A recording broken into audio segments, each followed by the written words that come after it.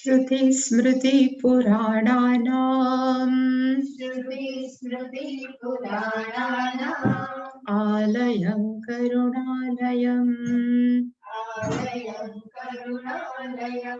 नमामि भगवत्पादम् शङ्करं लोकशङ्करम्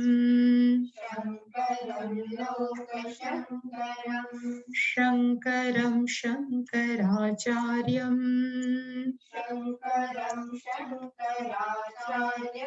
केशवं बादरायणम् सूत्रभाष्यकृतौ वन्दे भगवन्तौ पुनः पुनः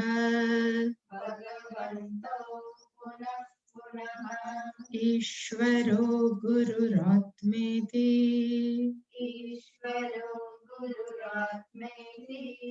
मूर्तिभेदविभागिने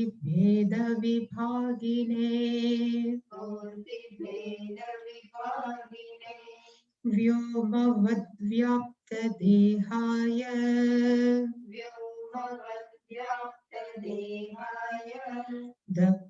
दक्षिणामूर्तये नमः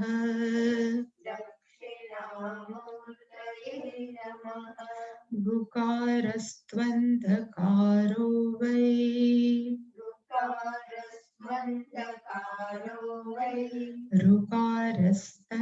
ऋकारस्तन्निवर्तकः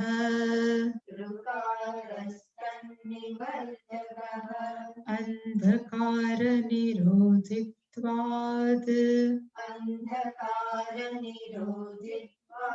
गुरुरित्यभिधीयते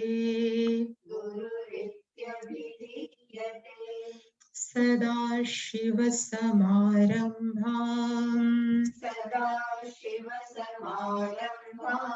शङ्कराचार्यमध्यमाम्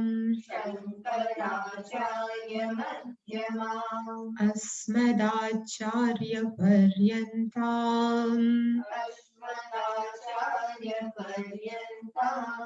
वन्दे गुरुपरम्पराम्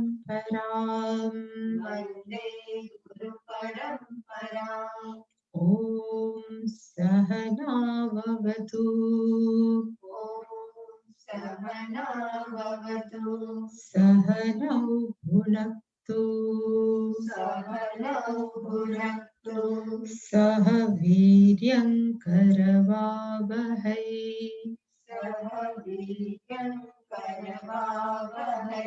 तेजस्विनावधीतमस्तु मा विद्विषावहै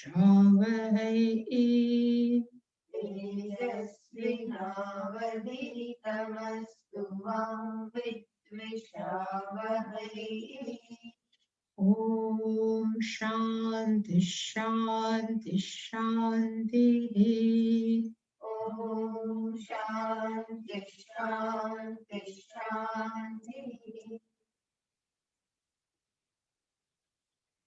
एष सर्वेषु भूतेषु गूढोत्मान प्रकाशते दृश्यते त्वग्रया बुद्ध्या सूक्ष्मया सूक्ष्मदर्शिभिः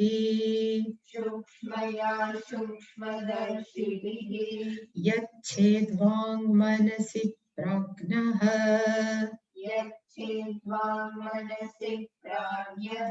तद्यच्छेद् ज्ञान आत्मनि यच्छेद् ज्ञानमात्मानि महति नियच्छेत्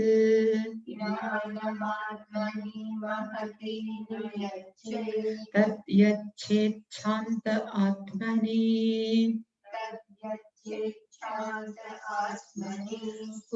उत्तिष्ठत जाग्रत प्राप्य वरान् निबोधत क्षुरस्य धारा निशिता दुरत्यया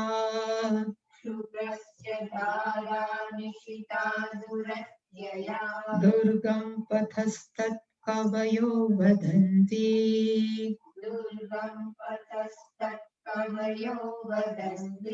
अशब्दम् अस्पर्शम् अरूपम् अव्ययम् तथा रसं नित्यं गन्धवच्च यत्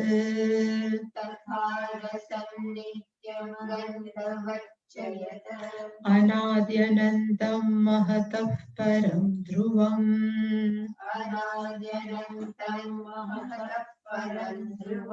नित्याय तन्मृत्युमुखात् प्रमुच्यते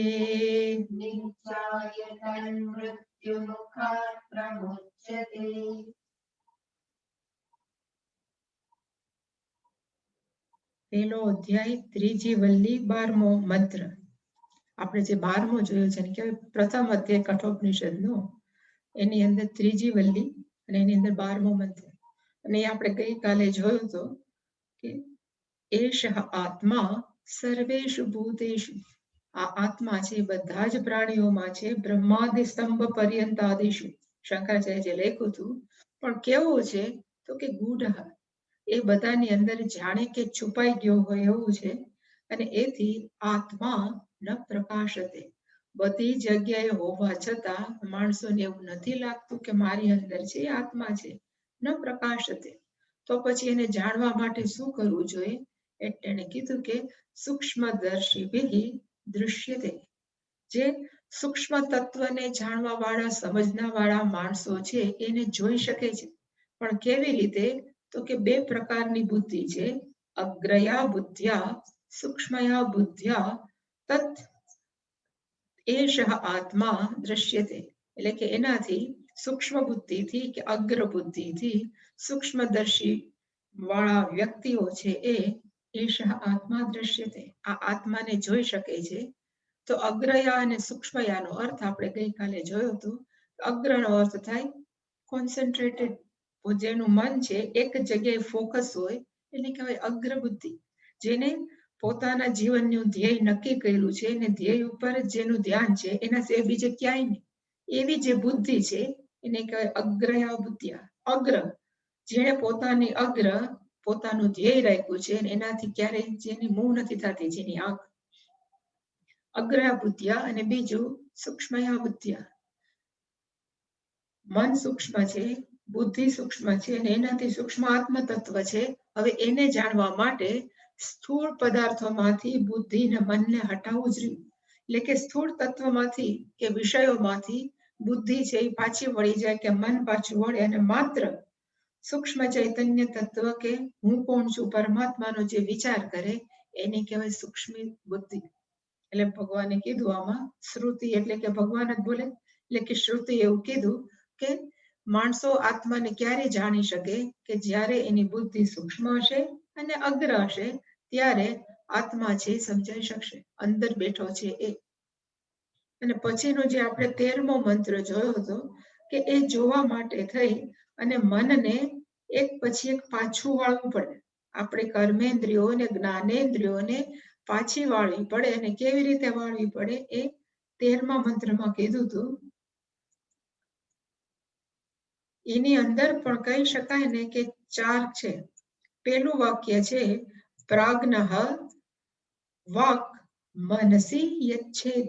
એનો અર્થ આપણે જોયો હતો કે વિવેકી માણસો એને કહેવાય પ્રાજ્ઞઃ, પ્રકર્ષેણ જ્ઞાયતે. પ્રાજ્ઞઃ વિવેકી માણસો છે એ પોતાની કર્મેન્દ્રિય અને જ્ઞાનેન્દ્રિયોને પોતાના મનની અંદર શું કરે છે? તો કે વાળે છે, પાછી વાળે છે વિષયોમાંથી. પછી એ વિષયોમાંથી વળેલા મનને પોતાની બુદ્ધિની અંદર એ શું કરે છે? તો કે વાળે છે, ઉપસંહરે છે. જેમ યદા સંહરતે ચાય એવી રીતે પાછી વાળે છે. એનાથી વધારે એ વ્યક્તિગત બુદ્ધિ જે પ્રત્યેક વ્યક્તિઓમાં કે મનુષ્યમાં છે એ લોકો છે એને હિરણ્ય ગર્ભની અંદર એક કરે છે, ધ્યાનની અંદર કે ઉપાસનાની અંદર. અને પછી છેલ્લે એ જે મહત્તત્વ કે હિરણ્ય ગર્ભ છે એને એ પોતાના સર્વવ્યાપક ચૈતન્ય તત્વની અંદર એ શું કરે છે તો કે લીન કરે છે. આવી પ્રોસિજરથી આપણું મન છે ધીમે ધીમે ધીમે શું થશે તો કે સૂક્ષ્મ થશે. એની ડિટેલ આપણે બોલીને જોઈતી, હવે ભાષ્યમ શંકરાચાર્યજી શું કહેવા માંગે છે એટલે કે એના ઉપર લખ્યું હતું તત્ પ્રતિપત્તિ ઉપાય, તત્ ચૈતન્ય તત્વ પ્રતિપત્તિ, એને કેમ પ્રાપ્ત કરવું એનો ઉપાય કે એનું સાધન આ 13મો મંત્ર છે. યચ્છેદ નિયચ્છેદ ઉપસંહરેત પ્રાજ્ઞઃ વિવેકી. શંકરાચાર્ય કીધું પ્રાજ્ઞાનો અર્થ થાય વિવેકી, અને વિવેકી શું કરે છે તો કે ઉપસંહરે, પાછી વાળે છે. જેમ રિવર્સ ગાડી જાય ને એવી રીતે બહારની જ્ઞાનેન્દ્રિયો જે બહાર જ જોતી હોય એને શું કરે છે તો કે રિવર્સ પાછી વાળવી, એને કહેવાય યચ્છેદ નિયચ્છેદ કે ઉપસંહરે. ત્રણેયના અર્થ સરખા થાય. કોને પાછી સંહરે છે એટલે શંકરાચાર્ય કીધું વાક વાચમ, પોતાની વાણીને એ પાછી સંકોરે છે. એ શંકરાચાર્યજી સ્પષ્ટતા કરી વાગ અત્ર ઉપલક્ષણાર્થ. અહીંયા ખાલી એકલી વાણી નથી, વાણી છે બધા એનું કહેવાય ને પ્રતિનિધિત્વ કરે છે, અને પણ એનો અર્થ સર્વેશામ ઇન્દ્રિયાણમ એટલે કે 5+5, 5 જ્ઞાનેન્દ્રિય અને 5 કર્મેન્દ્રિયો છે એને મનની અંદર શું કરવાનો તો કે એને પાછી વાળવાની. પ્રત્યાહાર એને કહેવાય પાછી વાળી, પ્રત્યાહાર કરે છે. કઈ જગ્યાએ કઈ જગ્યાએ કરે છે એટલે શંકરાચાર્ય શાસ્ત્રમાં છે મંત્રમાં એ મનસી, પોતાના મનની અંદર જ્ઞાનેન્દ્રિયોને સ્થિર કરે છે. કીધું કે મનસી ઇતિ છાંદસમ દૈર્ઘ્યમ. મનસીમાં દીર્ઘ છે, એ દીર્ઘ છે એ સંસ્કૃતના નિયમ પ્રમાણે રસ્વ હોવું જોઈએ, પણ રસ્વ નથી દીર્ઘ શું કામ છે તો એને કહેવાય છાંદસમ પ્રયોગ. છાંદસમ પ્રયોગનો અર્થ થાય વેદોની અંદર જે પણ પ્રયોગ થયા છે સંસ્કૃત ગ્રામરના કે વ્યાકરણના, એ ખોટા છે કહેવાનો આપણને હક નથી, કારણ કે ગ્રામર વ્યાકરણ પછી બન્યું, એ પહેલા મંત્રો બન્યા. એટલે કે વેદોમાં જે પણ મંત્રો છે એમાં આપણા સમજ પ્રમાણે ન હોય તો કોઈ છાંદસમ પ્રયોગ, એટલે કે દીર્ઘ છે એ શું છે તો કે છાંદસમ.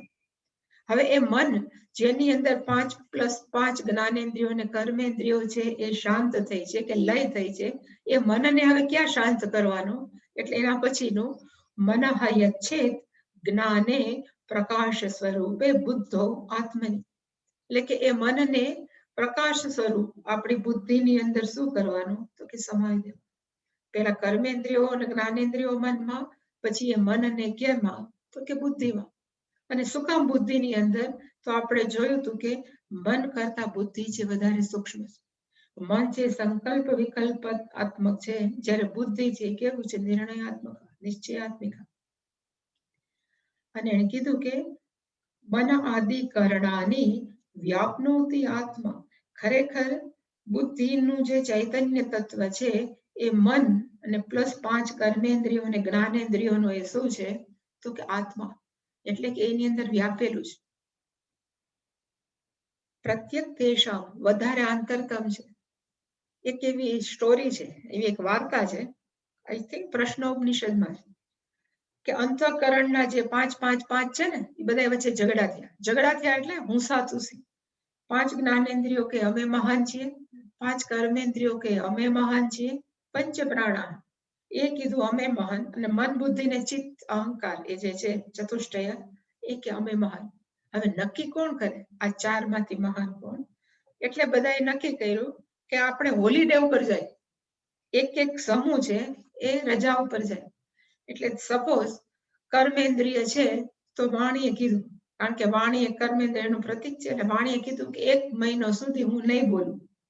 પછી શું થાય જોઈએ, તો ન બોલે તો આ જીવન વધારે સારું ગયું, કારણ કે બોલીને બધા બગાડે, ન બોલીએ તો બધા બહુ મજા આવી, એટલે કે વાંધો નથી આ જાય કે ન જાય એમાં આપણને કઈ તકલીફ નથી પડતી.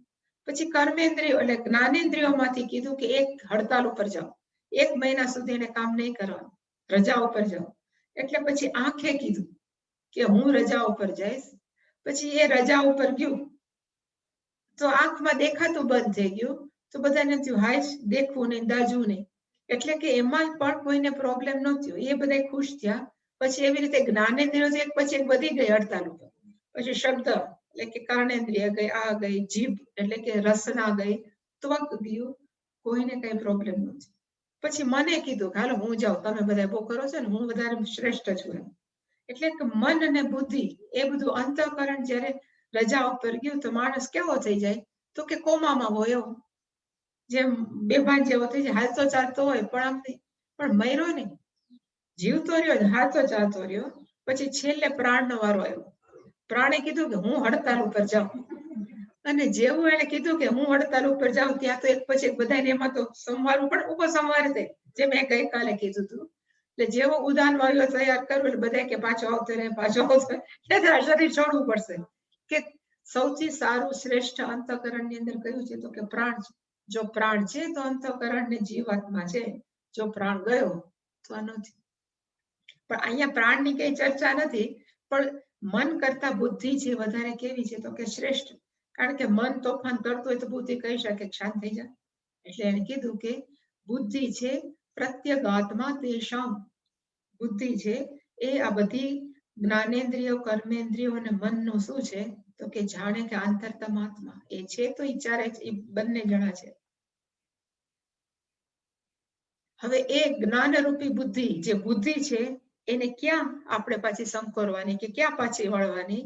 એટલે એમાં હતું કે જ્ઞાનમ બુદ્ધિ આત્મની મહતી પ્રથમ જે નિયચ્છેદ. એ બુદ્ધિને છે થોડી પાછું વ્યક્તિગત બુદ્ધિ છે એને સમષ્ટિ બુદ્ધિની અંદર શું કરવાનું, તો કે સમાવી દેવાનું.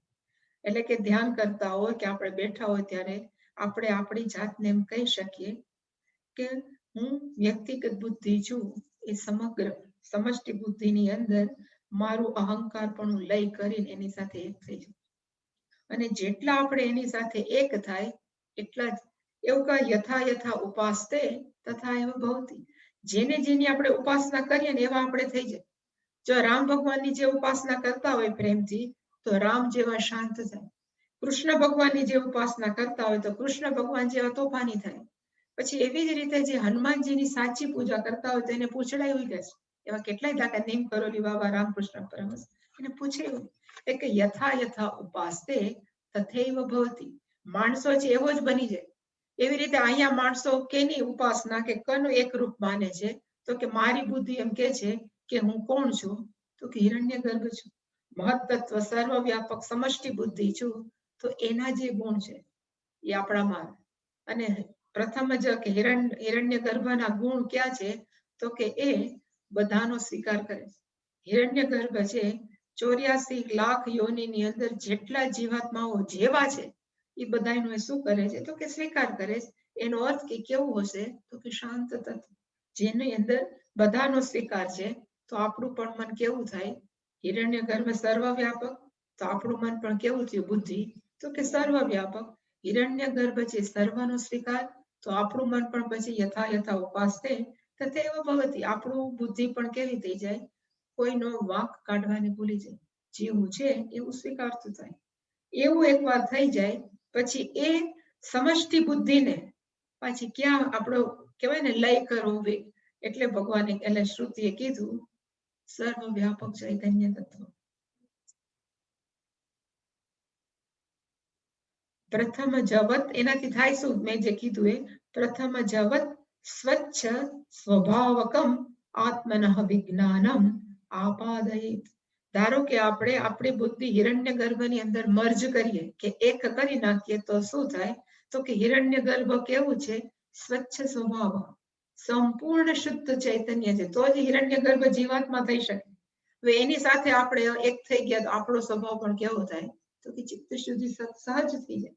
એટલે કે પ્રથમ જવત, પ્રથમ જ એટલે હિરણ્યગર્ભ, પહેલા જન્મેલો જીવાત્મા, એના જેવી, વતનો અર્થ થાય એના જેવી, સ્વચ્છ સ્વભાવકમ આત્માનમ, આપણું પોતાનો સ્વભાવ કેવો થાય, તો કે હિરણ્યગર્ભ જેવો, આપાદયત ન થાય, પ્રાપ્ત ન થઈ, આપણે એવો પ્રાપ્ત કરીએ. હવે એવું જે સમષ્ટિ બુદ્ધિમાંથી હવે કેની અંદર આપણે એનો લય કરવાનો, તો કે સર્વવ્યાપક ચૈતન્ય બ્રહ્મ તત્વ. એટલે કીધું તંચ મહાંતમ આત્માનો, એ જે મહાન આત્મા છે, જે હિરણ્યગર્ભ સાથે આપણે એકરૂપ થઈ ગયા છીએ, એને યચ્છેદ, એનો પાછો લય કરવાનો કઈ જગ્યાએ, તો કે શાંતિ આત્મની, એમાં લખ્યું હતું શાંતિ એટલે શાંત. અને એ કયું તત્વ છે?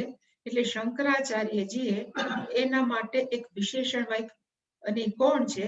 તો એને લખ્યું કે સર્વ વિશેષ પ્રત્યસ્થો મિત રૂપે. એ કેવું છે? તો કે સર્વ વિશેષ પ્રત્યસ્થમ ઈત. ઈત નો અર્થ થાય, ખરેખર ઈત નો અર્થ થાય અસ્ત થઈ જાઓ. પ્રત્યસ્થમ નો અર્થ થાય આપણે જેમ કે સૂર્ય ગયો ગયો. અમે નાના હતા ત્યાં આબુ ફરવા જતા. આબુ ફરવા જતા ત્યાં કે સનસેટ પોઈન્ટ જોવાનું બહુ સરસ, એટલે અમે સનસેટ પોઈન્ટ ગયા. સનસેટ પોઈન્ટ ની અંદર આ બધા અમદાવાદી હોય, એ બાજુના હોય, એ બધા જોતા હોય. પછી સૂર્ય દેખાતો દેખાતો બંધ થાય ને એટલે ગાઓ ગાઓ ગાઓ એમ બોલે. કોણ ગયો? પછી કે સૂર્ય ગયો, સૂર્ય ગયો. એવી રીતે અહીંયા પ્રત્યસ્થમ મિત નો અર્થ થાય ગયું ગયું. પણ શું ગયું? તો કે વિશેષ. આપણે એમ કહીએ ને કે આ ઘડો છે, તો ઘડો છે એ ખરેખર શું છે? તો કે માટીની વિશેષતા. ઘડાનું એક નામ છે, ઘડાનું એક આકાર છે, પણ આમાં છે તો બિચારે શું છે? તો કે માટી. હવે ઘડો કાઢી નાખીએ તો માટી તો રહેવાની છે. એવી જ રીતે દુનિયાના કોઈ પણ પદાર્થો છે, એ બધાની પોતપોતાની એક કહેવાય ને પોતાનું કારણ છે. પણ સમગ્ર જગત છે એનું પોતાનું નામ છે, પોતાનો એક આકાર છે, અને એક પોતાનું રૂપ છે. હવે એ નામ રૂપ ને આકાર આખા જગતનું છે, એ કોના ઉપર આધારિત છે? તો કે ચૈતન્ય તત્વ. આ તો આપણે માટી કારણ દે, પણ જયારે આપણે બોલીએ ને કે ઘટ અસ્થિ, આ ઘડો છે, અસ્થિ છે એ ચૈતન્ય તત્વ છે. હવે ઘડો લઈ લે તો અસ્થિ તો રહેવાનું છે. એવી રીતે દુનિયાનું પ્રત્યેક જગતની અંદર જેટલા પદાર્થો છે એને આપણે કહીએ અસ્થિ અસ્થિ અસ્થિ, ઘટ અસ્થિ પટ અસ્થિ. આ બધે તમને તો આવી ગયું, શું કહે? પેન્સિલ અસ્થિ, પણ આનું નામ હશે સંસ્કૃત. અંકની, અંકની અસ્થિ. પછી બીજું કઈ કહેતા હતા કે ચશ્મા અસ્થિ, ઉપનેત્ર અસ્થિ.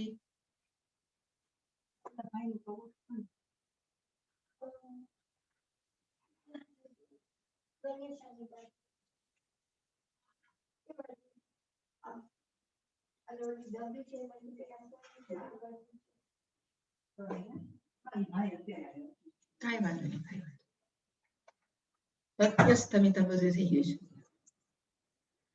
પ્રત્યસ્થમિતમ નો અર્થ થાય કે આખે આખું જગત છે એ ખરેખર શું છે? તો એક જ ચૈતન્યના અનેક નામ, અનેક આકાર.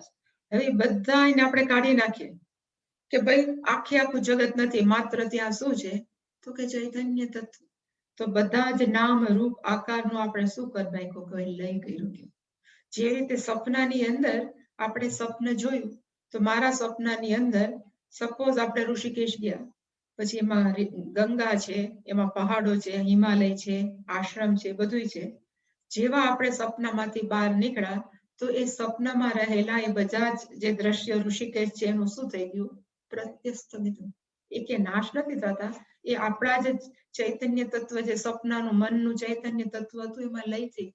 એવી જે સમગ્ર જગત છે એમાં જે નામ રૂપ ને આકાર, જે વિશેષતાઓ દેખાય છે, એ બધી જ વિશેષતાઓનું શું કરવાનું? તો કે લય કરી નાખવાનું. કેની અંદર? તો કે ચૈતન્ય તત્વ મહતી. એટલે કીધું કે સર્વ વિશેષ પ્રત્યસ્થમિત રૂપે. એ ચૈતન્ય તત્વ છે જે સર્વ વ્યાપક છે. એ કેવું છે? જેની અંદર બધી જ વિશેષતાઓ છે એનું શું થઈ જાય છે? તો અસ્ત, ગૌ ગૌ બધું શું થઈ જાય? તો કે એને બધું જતું રહ્યું. દુનિયાની જેટલી વસ્તુઓ છે એની અંદર વિક્રિયા છે, પરિવર્તન છે. આ ચૈતન્ય તત્વ કેવું છે? તો કે અવિક્રિય. શંકરાચાર્ય ભાષ્યમાં લખ્યું કે ચૈતન્ય તત્વ કેવું છે? અવિક્રિય. એટલું હંમેશા યાદ રાખવું છે, બધું જો ફરતું હોય ને તો એક એવું હોય જે ન ફરતું હોય. ધારો કે ઓલું દશરથ રાજા અને કઈ ક્યાંક યુદ્ધમાં ગયા હતા, પૈડું નીકળી ગયું હતું, તો પેલે કઈ અંદર આંગળી નાખી હતી. એ શું કામ નાખી? તો કે પૈડું ને કે આધાર નહોતો ફરવાનો, એટલે પોતાની આંગળી નાખી અને પૈડાને ફેર્યો. એટલે પૈડું ત્યારે જ ફરે જે એક અવિચળ હોય, જેમાં મોશન ન હોય ને, બીજા બધાની મોશન શક્ય છે. એવી જ રીતે આખું જગત ફરે છે. દુનિયામાં જોવા જાય ને તો એક પણ એવું નથી કે જે ફરતું નથી. આપણા શરીરની અંદર પણ કોષ છે, કોષની અંદર ઇલેક્ટ્રોન, પ્રોટોન છે, એ બધા ફર્યા જ કરે. અણુઓ, પરમાણુઓ ફરે છે, પૃથ્વી ફરે છે, પૃથ્વી છે, આપણે માની કે સૂર્ય સ્થિર છે, સૂર્ય સ્થિર નથી, એક લેવલે સ્થિર છે, પણ એ આખો સૂર્ય પોતાના 9 ગ્રહ સહિત પાછો ફરે છે. એવી રીતે આખા બ્રહ્માંડની અંદર બધું જ છે શું કરે છે તો રોટેટ છે, પરિવર્તન થાય છે. એ ક્યારે પરિવર્તન પામી શકે? એક એવું છે જે બધાને ફેરવવા માટે થઈને એને ચલાવે છે. અને એ તત્વ કેવું છે તો કે સર્વ વિશેષ પ્રત્યસ્થમિત, એટલે કે એ તત્વ છે, ચૈતન્ય તત્વ કેવું છે તો કે જેની અંદર વિશેષતાઓ છે જતી રહી છે અને પોતે અવિક્રિય, જેની અંદર કોઈ પણ જાતનું પરિવર્તન નથી. ઇવન આપણે એમ કહીએ કે પૃથ્વીની અંદર ફેર નથી, પણ લાંબો સમય થશે ને, લાંબો એટલે હજારો વર્ષ પછી પૃથ્વીની અંદર ઘસારો તો આવે જ, કારણ કે ફરે છે એટલે કાંઈક તો થાય જ. પણ ચૈતન્ય તત્વ કેવું છે તો કે અવિક્રિય, એની અંદર કોઈ પણ જાતના પરિવર્તન નથી. પ્લસ એ ચૈતન્ય તત્વ કઈ જગ્યાએ છે? સર્વાંતરે, બધી જ જેટલી 84 લાખ યોની છે બધાની અંતરતિષ્ઠતિ, બધાની અંદર, સર્વાંતરે નો અર્થ થાય બધાની અંદર રહેલું છે. અંદર પણ છે, બહાર પણ છે. નારાયણ સુક્તમ છે ને એમાં છે તદ બહિશ્ચ અંતશ્ચ, કયું છે લાઈન? બોલું તો આખું બોલીએ તો યાદ આવે, પણ એમાં એવું છે એ બહાર પણ છે, એ અંદર પણ છે. નારાયણ તત્વ કે ચૈતન્ય તત્વ. એવી રીતે આ કેવું છે તો કે સર્વાંતરે, બધી જ જગ્યાએ સર્વ રીતે વ્યાપેલું છે. પણ આપણને અનુભવ એ કઈ જગ્યાએ કે ચૈતન્ય તત્વ છે એ છે, એ ખબર કેમ પડે તો કે સર્વ બુદ્ધિ પ્રત્યય સાક્ષિણી, એ ચૈતન્ય તત્વ છે એ બધાની બુદ્ધિની અંદર, એક આપણામાં જ છે એવું નહીં, પ્રાણીઓ પણ વિચાર તો કંઈક તો કરતા હશે, પક્ષીઓ પણ કરતા હોય, એ બધાની અંદર જે વિચારો છે એનો એ કેવો છે તો કે સાક્ષી. આખા શરીરનો બુદ્ધિ લેખું છે, પણ અહીંયા સ્થૂળ શરીર, સૂક્ષ્મ શરીર, એમાં થતા બધા જ પરિવર્તન છે એનું એ તત્વ કેવું છે તો કે સાક્ષી. જ્યારે પણ સાક્ષી આવે ને શબ્દ, એનો અર્થ થાય કે કોઈ જગ્યાએ એ ઇન્વોલ્વ નથી. કોર્ટની અંદર સાક્ષીને ક્યારે મહત્વ આપે કે એને બધું જોયું છે, એની અંદર સંડોવાયેલું નથી, એને સાક્ષી કહેવાય. એવી રીતે ચૈતન્ય તત્વ કેવું છે તો કે બધાયનો સાક્ષી છે, પણ કોઈની અંદર એ સંડોવાયેલું નથી. હંમેશા એ કેવું છે તો કે બધું જોવે છે. એટલે પંચદશી નામનો એક ગ્રંથ છે, વિદ્યારણ્ય સ્વામીએ લખ્યો છે પંચદશી. એમાં ટોટલ 15 બુક છે, 1 થી 15, પંચદશી એટલે કે 15. એની અંદર 7મી જે પુસ્તક છે, ગ્રંથ, એનું નામ છે નાટક દીપ ગ્રંથ પ્રકરણ, નાટક દીપ પ્રકરણ ગ્રંથ, એવું નામ છે. 7મી ચોપડી નામ છે નાટક દીપ ગ્રંથ. હવે નાટક દીપ નામ શું કામ રાખ્યું? એટલે એમાં વર્ણન છે, આપણે ડિટેલમાં નહીં, પણ એમાં વર્ણન બહુ સરસ છે. અત્યારે તો પિક્ચર આવી ગયા એટલે માણસો થિયેટરમાં જઈને જોવે, પણ પહેલાના જમાનામાં શું હતું કે એક રંગમંચ હોય, એમાં આગળ ઓલો મંચ હોય, માણસો બધા જોવા આવે, પછી પપેટ શો હોય કે પછી નાટક હોય કે કોઈ નૃત્ય ચાલુ હોય. સાઉથની અંદર એવું બહુ હોય કે ભરતનાટ્યમ હોય કે કોઈ, તો એમાં એવું લખ્યું છે કે ધારો કે 5 વાગે આપણે સભાગૃહમાં જાય, ત્યારે માણસ આવીને પેલો શું કરે તો કે દીવો ચાલુ કરે. પછી દીવો છે એ ચાલુ થયા પછી ધીમે ધીમે આખા સભાગૃહને આવીને માણસ વાળે, તો એ દીપ શું કરે છે તો કે એને જોવે છે, ઓલો વાળે છે ને ઓલો દીવો જે ચાલુ કર્યું ને, દીપ પેલા તો દીવડા જ હતા, પણ મોટા મોટા દીવા કરતા હશે, કે દીપ એને શું કરે છે તો કે જોવે છે. પછી બધું ચોખ્ખું થઈ ગયું એટલે ધીમે ધીમે માણસો જે પાર્ટ લેવાના હોય પ્રોગ્રામમાં, ધારો કે નૃત્ય કરવા વાળા ભરતનાટ્યમ વાળા બેન હોય તો એ આવે, પછી એના બધા સાજિંદા આવે, એ સાજિંદા ને બહેનો બધા આવ્યા તો દીપ શું કરે છે તો કે જોવે છે.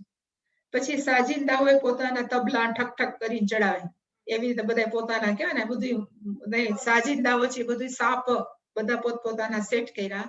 પેલા બેન છે પાછા તૈયાર થયા, જે બધા જે નૃત્ય કરવાનું ભરતનાટ્યમનું નૃત્ય રજૂ કરવા, ત્યારે પણ ઓલો દીવો શું કરે છે તો કે બધાને પ્રકાશિત કરે, બધાને જોવે. પછી ધીમે ધીમે માણસો આવવા માંડ્યા, ટાઈમ થયો 7 વાગ્યાનો ધારો કે ટાઈમ હોય તો માણસો છે એ બધું સભાગૃહ જોવા બધા પોતપોતાની સીટ લેવા માંડ્યા, ત્યારે દીવો શું કરે છે તો કે જોવે છે. પછી સાચો પ્રોગ્રામ ચાલુ થયો, એ બેને સરસ નૃત્ય રજૂ કર્યું ભરતનાટ્યમ, પછી એમાં કેટલાયની સ્તુતિ હોય કે ભગવાનનું હોય, માણસો બહુ તાલી પાડી, બધા બહુ ખુશ થઈ ગયા, આનંદમાં આવી ગયા. દીવો શું કરે છે? તો કે જોવે. દર વખતે આવે કે દીવો શું કરે છે? તો કે જોવે. પછી 7 વાગે થતું હોય તો 9:30 હોય તો પછી બેન કેટલું નૃત્ય કરે, કેટલી સ્તુતિ રજૂ કરે, કેટલું ભગવાનનું રજૂ કરે. 9:30 થયા એટલે પછી પ્રોગ્રામ પૂરો થયો. પ્રોગ્રામ પૂરો થયો એટલે માણસો વળી પાછા બધા જવા માંડ્યા. તો કે દીવો શું કરે છે? તો કે જોવે છે. પછી વળી સાજંદા પેલા જે ચડાવ્યા હતા એના સાજ એટલે બધા ઠક ઠક કરીને પાછા ઉતાર્યા, ને તો બગડી જાય તબલા ને બધા પાછા ઉતાર્યા. પેલા બેને છે પોતાના પાછા ઝાંઝર ને બધું પાછું બહાર કાઢ્યું. ત્યારે દીવો શું કરે છે? તો કે જોવે છે.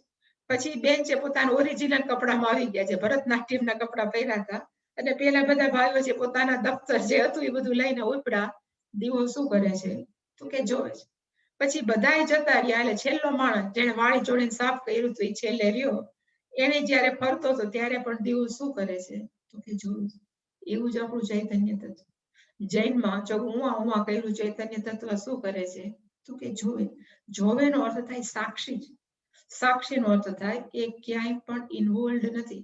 એનું ગુજરાતીમાં શું કર્યું હતું? ક્યાંય પણ સંડાવાયેલું નથી. સંડોવાયેલું શબ્દ બહુ ખરાબ શબ્દ છે, એટલે મને લેપાતો નથી એ સારું શબ્દ. કોઈ પણ જગ્યાએ લેપાતો નથી એને કહેવાય સર્વબુદ્ધિ પ્રત્યે સાક્ષી. સાક્ષીની આપણા મનના વિચારો છે એને લીધે જ પ્રકાશિત છે કે એને લીધે જ જીવંત છે. ચેતન તત્વ કે હું કેવું છું તો એનું સાક્ષી.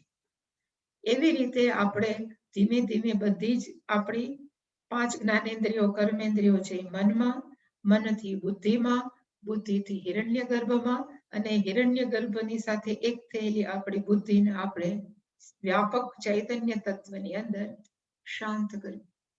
અને આવી રીતે શાંત થાય એટલે કે આપણું મન કેવું થઈ જાય? તો કે સંપૂર્ણ શાંત.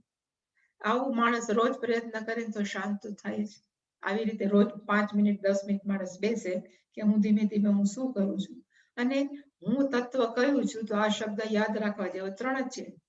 એક અવિક્રિય, જેની અંદર કોઈ પણ પ્રકારનું પરિવર્તન નથી. બીજું કયું છે? તો કે સર્વબુદ્ધિ પ્રત્યય સાક્ષી. હું પ્રત્યેનો થાય વિચાર, હું બધા જ મારા બુદ્ધિના વિચારોનો હું શું છું? તો કે સાક્ષી. 2 શબ્દો આવે છે કેન ઉપનિષદની અંદર, એક વૃત્તિ અને એક પ્રત્યય. વૃત્તિનો અર્થ એ શું કરે શાસ્ત્રની અંદર કે વૃત્તિ છે ને આપણા મનમાં એક આવીને પસાર થઈ ગઈ, આપણે એને નોટિસ ન કર્યું. એવી રીતે એમને આપણા મનમાં જે વિચારો એકદમ પસાર થઈ જાય વિધાઉટ નોટિસિંગ અસ, આપણે એને નોટિસ કર્યા વગર, એને કહેવાય વૃત્તિ. પણ જો એક વિચાર આવ્યો કાંઈક એની સાથે આપણે સંલગ્ન થયા, એની સાથે જોડાણા અને પછી વિચારવા માંડ્યા કે આવો વિચાર આવે છે, એ વિચારને પ્રત્યય કહેવાય. એટલે કે વૃત્તિ અને પ્રત્યયની અંદર સૂક્ષ્મ ડિફરન્સ કયો છે? તો કે વૃત્તિ જસ્ટ પાસિંગ, પસાર થઈ જાય છે. પ્રત્યયનો અર્થ થાય આપણી સમજણપૂર્વક આપણે એની અંદર સંલગ્ન થયા. દુઃખના વિચારો જતા રહે ને તો આપણને વાંધો નથી, પણ જેવું દુઃખનો વિચાર આવ્યો ને આપણને વિચાર આવ્યો કે જ્યારે હોય ત્યારે હું દુઃખી જ હોઉં છું, તો એનો આપણે કહેવાય જોડાણ, તો એને કહેવાય પ્રત્યય. તો આપણે વૃત્તિઓના સાક્ષી પણ થઈ શકીએ, પણ ખાસ કરીને જરૂર કેની છે? તો કે પ્રત્યય સાક્ષી. દુઃખના વિચારો આવે તો દુઃખી થવાની જરૂર નથી, લેટ ધેમ પાસ. ક્રોધના વિચાર આવે તો ક્રોધી થવાની જરૂર નથી, આપણે તો સાક્ષી છીએ. ક્રોધના વિચારોને શું કરવા દેવા છે? તો કે પસાર. આવી રીતે બધાને સાક્ષી રૂપે આપણે જો પસાર થવા દઈ તો આપણે કેવા છીએ? તો કે હંમેશા જે આપણે બોલતા હતા ને અસંગ, આપણે શરીર અને મનથી કેવા છીએ? તો કે અસંગ. આવી માણસોએ શું કરવું જોઈએ? તો કે પ્રેક્ટિસ પાડવાની જરૂર, આવું કરવાની જરૂર. અને આવું કરવાથી શું થાય? એટલે શંકરાચાર્યજી આનો મંત્ર છે એની વચ્ચે એને એક બહુ સરસ નાનકડું ભાષ્ય લખ્યું છે કે આવી રીતે આપણે બધાનું લય કરવાનું. કેવી રીતે લય કરવાનો? એટલે લખ્યું કે એવમ પુરુષે આત્મની સર્વમ પ્રવિલાપ્ય. પુરુષ એનો અર્થ થાય સર્વવ્યાપક ચૈતન્ય તત્વની અંદર આપણે શું કરવાનું છે? તો કે બધાનું લય. પણ કોનો? તો કે 3 વસ્તુનો. નામ રૂપ કર્મ ત્રય. આખા જગતને નામ છે, આખા જગતને આકાર છે, અને બધા કંઈક ને કંઈક કર્મ કરે છે. એ 3 નો છે એનું શું કરવાનું જરૂર છે? તો કે પ્રવિલાપ્ય. અને કેવી રીતે પ્રવિલાપ્ય કરી શકાય? તો કે મિથ્યા જ્ઞાન વિજૃંભિત. જેવી રીતે દોરડાની અંદર સાપ છે એ સાચું કે ખોટું? તો કે ખોટું. એવી જ રીતે ચૈતન્ય તત્વને આપણે એમ કહી કે આ છગનભાઈ છે એ ફલાણું કામ કરે છે અને એનો આકાર આવે છે, એ ખરેખર કેના જેવું છે કે દોરડાની અંદર સાપ જોયો એના છે. એટલે કે એ ક્રિયાકારક ફલ લક્ષણ, નામ રૂપ અને કર્મ છે એના પરથી પછી આપણે નક્કી કરીએ કે આ નામ છે એ કોનું છે, આકાર છે એ કોનો છે અને શું કામ કરે છે. એમાંથી પછી આપણે કર્મ જોડીએ, કર્મમાંથી ક્રિયા થાય, કારકો થાય. કારકો આપણે અત્યારે તો કહેવાય એમ નથી, પણ તમે બધા રામ રામ એવું જો ભણતા હોય તો કોઈ પણ એક ક્રિયા એકલી કોઈ વ્યક્તિ ના કરી શકે. એક ક્રિયા માટે ઘણા બધાની જરૂર પડે. જે જરૂર પડે ને એને કહેવાય કારક. સપોઝ જવા દે એ સપોઝ રામ છે તો આપણે એક બોલ્યા કે રામ છે દક્ષિણા આપે છે, એટલે તરત આપણે પૂછીએ દક્ષિણા કોને આપે છે? એટલે આપણે કહીએ કે જેને જરૂર છે. રામ છે દક્ષિણા કેવી રીતે આપે છે? તો કે ઘાતો ન કરતો હોય હાથેથી આપે છે. પછી રામ છે એ દક્ષિણા ક્યાંથી આપે છે? તો કે એના કોષમાંથી, રાજ્ય કોષમાંથી દક્ષિણા આપે છે. રામ કોણ છે? તો કે દશરથના દીકરા. અને રામ છે અત્યારે ક્યાં ઉભા છે? તો આપણે એમ કહીએ યજ્ઞશાળામાં. તો એ બધાને કહેવાય કારકો. એવી રીતે આપણે કોઈ પણ ક્રિયા કરીએ ને એની સાથે કઈ કોની સાથે કોણ છે શું છે જે પૂછીએ, એટલે કે કોઈ પણ ક્રિયા એક વ્યક્તિ ક્યારેય ના કરી શકે. એની ભેગા કંઈક ને કંઈક હોય. એ આખા જગતની અંદર શું છે? તો કે જાણે કે વ્યાપેલું છે. માણસો એને શું આપે છે? તો કે સત્યતા. એ સત્યતા ખરેખર કોના જેવી છે? એટલે શંકરાચાર્યજીએ 3 એક્ઝામ્પલ આપ્યા. પછી આપણે પાછા આગળ જશું. એક એને કીધું મરીચી ઉદક, એને કહેવાય ઝાંઝવાનું જળ. પછી બીજું છે રજ્જુ સર્પ અને ત્રીજું છે ગગન મલમ. રજ્જુ ને સર્પનો તો દાખલો બધાને ખબર છે કે દોરડું છે ને સાપ જોયો. સાપ કેને લીધે જોયો? તો કે અજ્ઞાનને લીધે. દોરડાને લીધે નહીં, અજ્ઞાનને લીધે. ત્યાં દોરડું છે પણ આપણે દોરડામાં સાપ શેને લીધે જોયો? તો કે આપણને ખબર નથી પડતી એટલે શું થઈ ગયું? તો કે આપણે એને સાપ જોયો. પછી છે આપણે ટ્રાવેલિંગ કરતા હોય કે આપણે જાતા હોય મોટરમાં તો દૂર પાણી દેખાય. પાણી છે કે નથી? તો કે આપણને ખબર જ છે પાણી નથી, પણ પાણી કેને લીધે દેખાય? તો કે ત્યાં જમીનની અંદર સૂર્યના કિરણો એવી રીતે પડે છે કે જાણે એમ લાગે કે ત્યાં પાણી છે. એટલે કે મરીચીનો અર્થ થાય સૂર્યના કિરણો, ઉદકનો અર્થ થાય પાણી. એટલે કે પાણી છે કેવું લાગે? તો કે જાણે કે છે, પણ ત્યાં જઈને આપણે જોઈએ તો પાણી નથી. એટલે કે એ મરીચી ઉદક એટલે કે ઝાંઝવાના જળ સાચા કે ખોટા? તો કે ખોટા. અને આપણે આકાશમાં જોઈએ તો ઘણી વાર એમ લાગે કે આકાશમાં મેલ બહુ છે. આપણી આંખની અંદર મેલ હોય ને, કાણ ઉઠતા હોય, પછી આકાશમાં જોઈએ એટલે આપણે કે વાં ગંદુ છે ને ક્યાં. આકાશ તો સ્વચ્છ જ છે પણ આપણને ગંદુ શું કામ દેખાય છે? તો કે અંદરના મેલને કારણે, કે આપણી આંખની ક્લિયરિટી ન હોવાને કારણે આપણને આકાશ ગંદુ દેખાય છે. એવી જ રીતે ચૈતન્ય તત્વ કેવું છે? તો કે શુદ્ધ છે, સ્વચ્છ છે. એની અંદર કાંઈ નથી, પણ એની અંદર આપણે આરોપ કેનો કર્યો છે? આખા જગત. આખું જગત છે એ ચૈતન્ય તત્વ ઉપર અધ્યારોપ છે, વાસ્તવિક નથી. જેવી રીતે રજ્જુની અંદર આપણે સર્પનો આરોપ કર્યો, વાસ્તવિક છે કે અવાસ્તવિક? તો કે ટોટલ અવાસ્તવિક. જેવી રીતે જમીન ઉપર આપણે ઝાંઝવાના જળનો આભાસ કર્યો, એને કહેવાય અધ્યાસનો અર્થ થાય જે નથી એ જોવું. એને સંસ્કૃતની ભાષામાં કહેવાય અધ્યાસ. અને એવી જ રીતે બિચારું આકાશ ચોખ્ખું છે અને એમાં ધુમાડા ધારો કોલા નીકળે ફેક્ટરીના, તે આકાશને મેલું ન કરી શકે. પણ આપણને એમ લાગે કે આકાશ કેવું થઈ ગયું છે? તો કે મેલું. આકાશનું મેલું છે એ પણ વાસ્તવિક નથી. રજ્જુની અંદર સાપ છે એ પણ વાસ્તવિક નથી. અને પેલું ઝાંઝવાનું જળ જેમ વાસ્તવિક નથી, એવી જ રીતે આખું જગત જે દેખાય છે એ વાસ્તવિક નથી. પણ આપણને શું લાગે છે? તો કે વાસ્તવિક લાગે છે, જ્યારે કે સાચું લાગે છે. પણ જ્યારે આપણને ખબર પડે કે આ જગત પણ કેવું છે? રજ્જુ સર્પવત, એની અંદર કોઈ પણ સત્યતા નથી, ત્યારે એ માણસ શું થાય?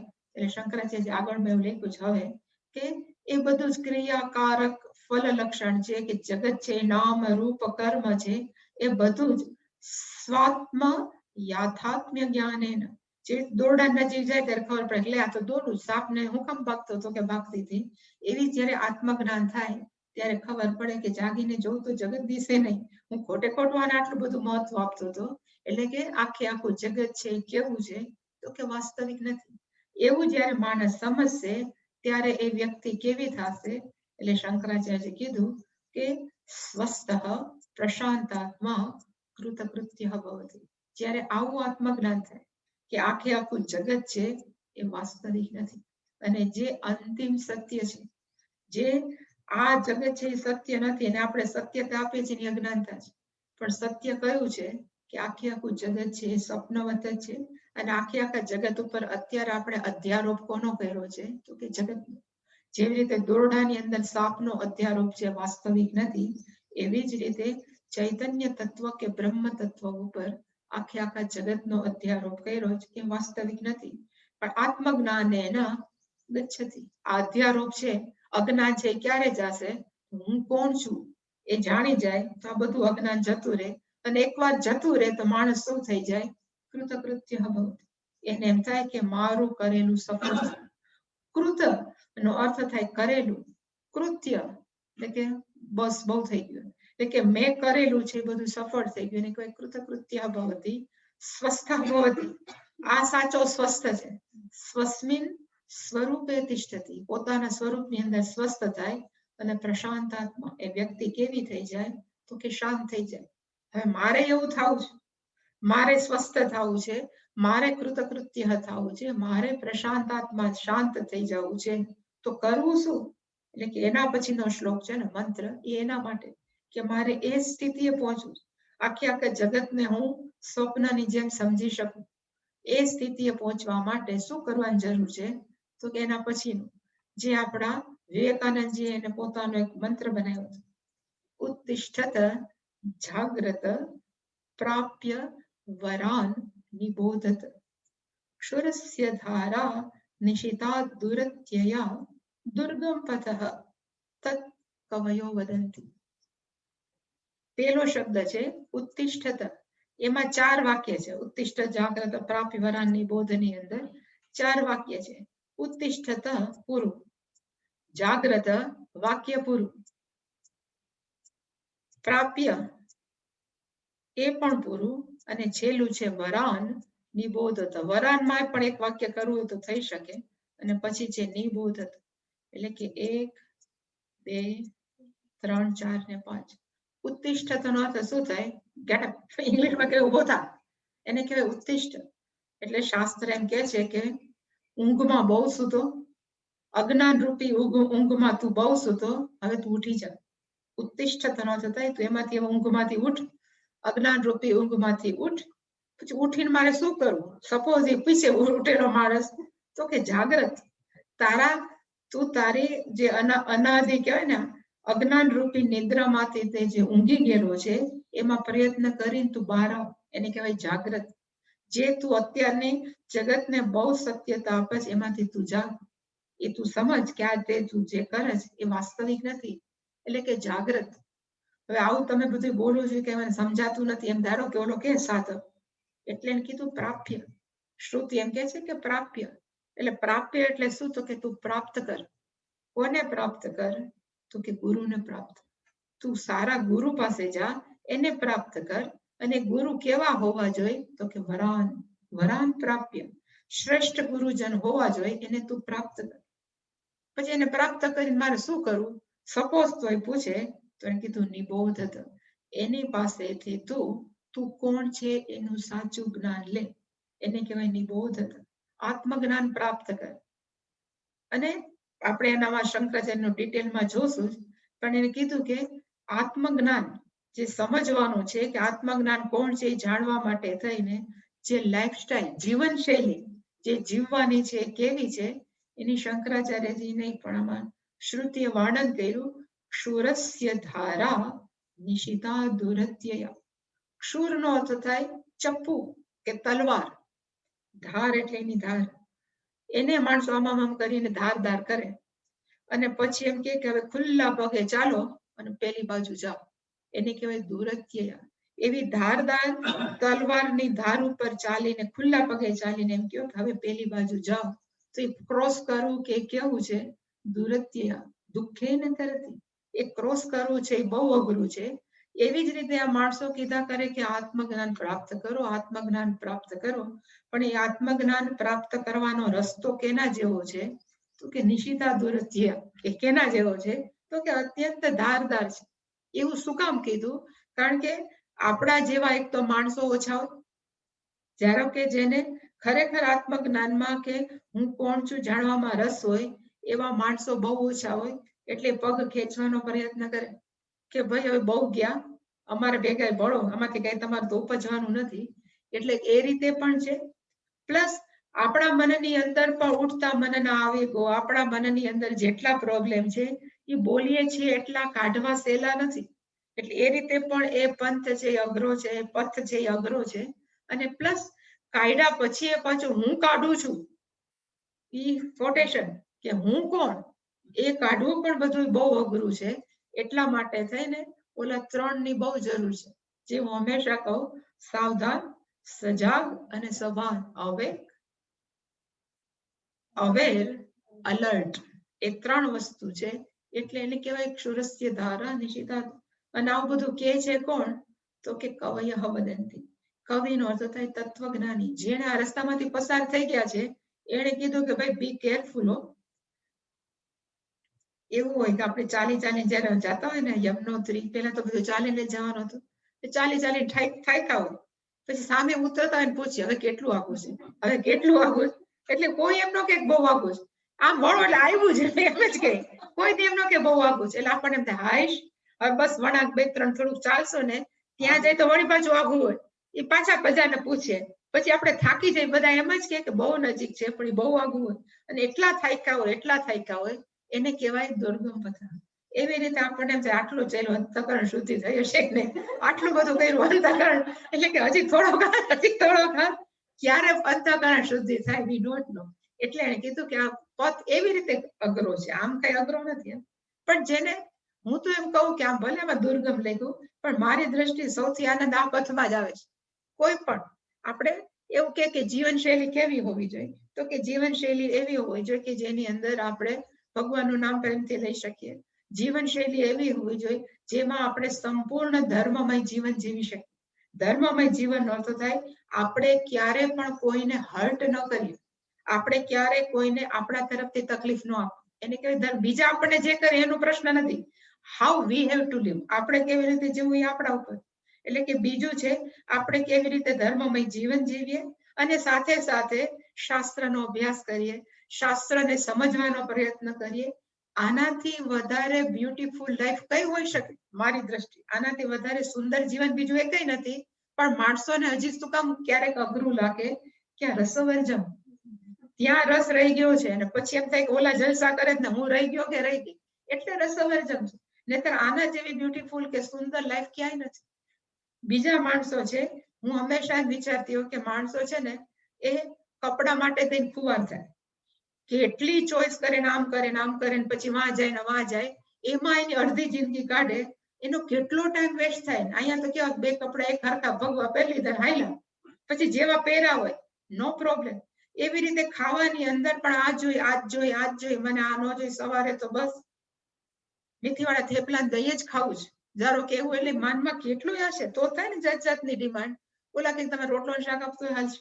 એટલે કે જીવનની અંદર બધી ચોઈસ ઓછી થઈ ગઈ હોય ત્યારે એ જીવન કેટલું સુંદર હોય. કારણ કે આપણા જીવનની અંદર આપણે જેમ કહીએ કે મને આ કપડાં જોઈને આ કપડાં જોઈએ તો કપડામાં રાગ દ્વેષ છે, પછી ખાવામાં પણ આ જોઈને આ જોઈએ તો ખાવાની અંદર રાગ દ્વેષ છે, રહેવાની અંદર પણ મને આવું જ ફાવે ને આવું જ ન ફાવે તો એમાંય રાગ દ્વેષ છે. એટલે કે બધીની અંદર આપણે રાગ દ્વેષના સકંજામાં પકડાયેલા છે. એકવાર બધું મૂકી દીધું પછી માણસોને ખબર નથી કે સ્વતંત્રતામાં કેટલો આનંદ. આ બધા માને કે અમે બહુ મજા કરીએ, પણ એમાં મજા નથી. બધા બીજાના ગુલામ જ છે, કાં કપડાના ગુલામ, કાં ખાવાના ગુલામ, કાં રહેવાના ગુલામ, કોઈ પણ ના ગુલામ. જ્યારે આ પથ કેવો છે? દુર્ગમ પથ હકે પણ ખરેખર પંથ કેવો છે? તો કે સૌથી આનંદદાયક. આપણે ઇવન પાછું એમાં તો બિચારા ગીતાજી એમ કીધું કે અલ્પમસ્ય અસ્ય ધર્મસ્ય ત્રાયતો મહતો ભયા. એટલે કે તમે ઇવન થોડુંક પણ કર્મયોગ વાળું જીવનશૈલી જીવશો ને તો આગલા જન્મમાં કામ લાગશે. અને અહીંયા તમે આટલા કપડા લીધે આગલા જન્મમાં કામ નહીં તો લુગડા અહીંયા બળી જવાનું. એટલે કે જેમ માણસ એમ વિચાર કરતા હોય તો ધ બેસ્ટ લાઈફ કઈ છે ખરેખર જોવા જાય તો આ રીતે જીવવાની છે, કારણ કે આની અંદર ચોઈસ એક જ છે કે ઈશ્વર. જેમ વધારે ચોઈસ હોય એમ બુદ્ધિ કેવી થઈ જાય, પેલામાં કેવી કે અવ્યવસાયાત્મિકા બુદ્ધિ હોય તો આમ ફાટે શ્રુતિ વિપ્રતિપન્ના થઈ જાય. જ્યારે આ તો કેવી છે તો કે વ્યવસાય, કોકે આમ કીધું તો કે એનો જ પ્રશ્ન છે, મારો તો નથી. કોક વળી બીજું કઈ કે તો એનો પ્રશ્ન છે, મારો નથી. આપણે શું કરવાની? Enjoy the life. આપણું જીવન કેવું છે તો કે મજા કરવાની. જો આ બધામાંથી બહાર નીકળી જાય તો પથ કેવો છે તો કે સારો છે. મારી દ્રષ્ટિએ દુર્ગમ નથી. સૌથી સહેલામાં સહેલો પથ ત્યાં બધા યારે માથાકૂટ કરીને રહેવું એના કરતા શ્રેષ્ઠ કયો છે તો કે સ્વતંત્રથી રહ્યો, ભગવાનનું ભજન કરો, જે થાય આપણને મજા જ છે. એટલે કહેવાય કે આમાં ભલે લખ્યું દુર્ગમ, પણ મારી દ્રષ્ટિએ સુગમ પથ જ છે, આ દુર્ગમ પથ નથી. કવયો વદંતી, આ બોલે છે કોણ તો કે આ બધા તત્વજ્ઞાનીઓ છે એવું બોલે છે. ધ બેસ્ટ લાઈફ છે આ છે. ખરેખર જોવા જાય આ હું જોક નથી કરતી, આ સત્ય બોલું છું. The best life. અને એવું એક ઇંગ્લિશમાં વાક્ય છે, પછી હું ગુજરાતી કરીશ, પણ ઇંગ્લિશમાં એવું વાક્ય છે, if the destination is the best, if the destination is the ultimate end journey is also beautiful, need not to worry about the destination. એનો અર્થ થાય ધ્યેય છે એ સુંદર હોય, આપણે જે જાય છે એ માર્ગ પણ સુંદર હોય, તો પછી એવું કહેવાની જરૂર નથી કે હું ધ્યેયને પ્રાપ્ત કરીને જલસા કરવા. આખો રસ્તો છે જે પ્રાપ્ત કરવાનો એ પણ કેવો છે તો કે બ્યુટીફુલ જ છે. આ એવું છે. હવે બસ ગમે એમ કરીને બ્રહ્મ થઈ જવું એવું કઈ જરૂર નથી. કર્મયોગ કરો છો, પ્રેમથી ભગવાનનું ભજન કરો છો, એ પણ સુંદર છે. ઉપાસના કરીએ છીએ, જપ કરીએ છીએ, એ પણ સુંદર છે. ક્યારે પણ કોઈને પણ મારાથી તકલીફ ન પડે એવું જાગૃતિ જીવન છે, એ પણ સુંદર છે. પછી આનાથી વધારે જોઈશું? બીજું તો કઈ જોતું નથી. જે આપો છે એ સુંદર છે, જે ખાય છે એ સુંદર છે, એમાં કોઈ ડિમાન્ડ નથી. આનાથી વધારે બ્યુટીફુલ લાઈફ મારા જીવનમાં મને નથી લાગતી હોઈ શકે. જે બધા સાધુઓ જલસા કરે છે એના જેવા જલસા ગૃહસ્થો નો જ કરી શકે. દર વખતે મને લાગે ગીતામાં એટલે શંકરાચાર્યજી દર વખતે છેલ્લે તારે જ્યાં જલસા કોણ કરે તો કે સંન્યાસી જ કરી શકે. કારણ કે પછી ભલે ને સંન્યાસી કલરફુલ કપડામાં હોય પણ અંદરથી છૂટી ગયેલું હોવું જોઈએ તો મજા છે. બધાની અંદર આમાં આ જોઈને આવા જ કપડા જોઈએ, આવું જ ખાવાનું જોઈએ, આમ જ જોઈએ, આમ જ જોઈએ, એ માણસ એમાં જ સંતોષ. બધાથી મુક્ત થઈ ગયો એટલે કેવું છે તો કે જલસા. ઉત્તિષ્ઠત એટલે શંકરાચાર્ય જેમાં સમજાયું કે ઉત્તિષ્ઠનો અર્થ શું થાય તો કે અનાદિ અવિદ્યા પ્રસુપ્તા ઉત્તિષ્ઠત હે જંતવ. એને કીધું કે એનો અર્થ શું થાય તો કે અનાદિ અવિદ્યા જે વ્યાપેલી છે એની અંદર જે સૂતેલા છો એવા બધા હે જીવાત્માઓ ઉત્તિષ્ઠત, તમે જાગૃત થઈ જાઓ, જાગી જાઓ. ઉત્તિષ્ઠત નો બેઠા થઈ જાઓ. ખરેખર સુતા હોય એમ કે ગેટ અપ, એને કે ઉત્તિષ્ઠ. તમે બેઠા હોય તમારે એમ કે ઉત્તિષ્ઠ, ઉભા થઈ જાઓ, ઉત્તિષ્ઠત. તો પછી ઉભા થઈને કરવાનું શું? એટલે શંકરાચાર્ય કીધું આત્મજ્ઞાન અભિમુખા ભવત. તમારે આત્મજ્ઞાન તરફ વળવાની જરૂર છે. તમે કોણ છો એ જાણવાની જરૂર છે, એ બાજુ તમે વળી જાઓ. ઉત્તિષ્ઠત નો અર્થ આ થાય. પછી છે જાગ્રત. ઉત્તિષ્ઠત જાગ્રત એટલે શંકરાચાર્ય કીધું કે જાગ્રત નો અર્થ શું થાય તો કે જાગ્રત નો અર્થ થાય અજ્ઞાન નિદ્રયા ઘોર રૂપાયા સર્વ અનર્થ બીજ ભૂતાયા ક્ષયં કુરત. એનો અર્થ થાય, જાગ્રત નો અર્થ થાય અજ્ઞાનની નિદ્રા છે કેવી છે તો કે ભયંકર. કારણ કે અજ્ઞાનને કારણે જ પુનરપી જનનમ પુનરપી મરણમ. અત્યારે આ જ્ઞાન રૂપી જીવન જીવીએ છીએ એમાં જ હું દુઃખી છું, મને આમ કરે છે, મને એવા મનની અંદર જાત જાતનું ચાલે છે. એવામાંથી અજ્ઞાનની નિદ્રાથી અને એ જ સર્વ અનર્થ બીજ ભૂત. કોઈ પણ અનર્થનું કારણ કયું છે તો કે અજ્ઞાન. આપણને કોક એમ કે તમે સાવ રાક્ષસ જેવા છો અને આપણે દુઃખી થાય ને તો આપણામાં જે અજ્ઞાન છે. કારણ કે આપણને એમ થાય રાક્ષસ હોવ તો હોવ, એને મને કીધું. પણ આપણને જો ખબર જ હોય કે આપણે રાક્ષસ નથી તો ભલે ને બોલતા. એવી રીતે કોક કે ગધેડા છો ગમે, એટલે બુદ્ધને કઈ નહોતું થતું. બુદ્ધને મેં કીધું કે કાલે ઓલા માણસે એટલી બધી ગાળ આપી પણ બુદ્ધ શું કામ નિશ્ચળ રહ્યા? એને ખબર હતી આપણને કઈ અડતું નથી, એને ભલે ને બોલતો. એટલે કે બધા જ પ્રશ્નનું કે અનર્થનું બીજ કયું છે તો કે હું કોણ છું જાણતા નથી, એ જ છે. એટલે શંકરાચાર્ય કીધું કે અજ્ઞાન છે એ શું છે? સર્વ અનર્થ બીજ ભૂત સ્વરૂપ. ભૂત નો અર્થ થાય સ્વરૂપ. એટલે કે આખા અનર્થનું કારણ સ્વરૂપ કયું છે તો કે અજ્ઞાન. અને એનો શું કરવાની જરૂર છે તો ક્ષયં કુરુત. એનો તું નાશ કર નાખ, એને કહેવાય જાગ્રત. ઉત્તિષ્ઠતોનો અર્થ થાય ઊભો થઈ જા, જ્ઞાન અજ્ઞાનમાંથી ઊભો થા અને ઊભો થઈ અને અજ્ઞાનનો નાશ કર, એને કહેવાય જાગ્રત. પણ કરવો કેમ? તમે બધે બોલો છો બહુ, એટલે કોક એમ કે સપોઝ કેમ કરવો, એટલે એને કીધું પ્રાપ્ય વરાનની બોધ. કથમ, કોક ધારો કે હું નાશ કેવી રીતે કરું, ઊભો કેમ થાવ અજ્ઞાનની નિદ્રામાંથી, એટલે કીધું પ્રાપ્ય ઉપગમ્ય વરાન પ્રકૃષ્ટાન આચાર્યાન તદ્વિદઃ તદ ઉપદિષ્ટમ. એટલે કે પ્રાપ્યનો અર્થ થાય પ્રાપ્ત કરો. કોને પ્રાપ્ત કરો? તો કે આચાર્યને. કેવા આચાર્ય છે? તો કે વરાન. વરાનનો અર્થ થાય શ્રેષ્ઠ.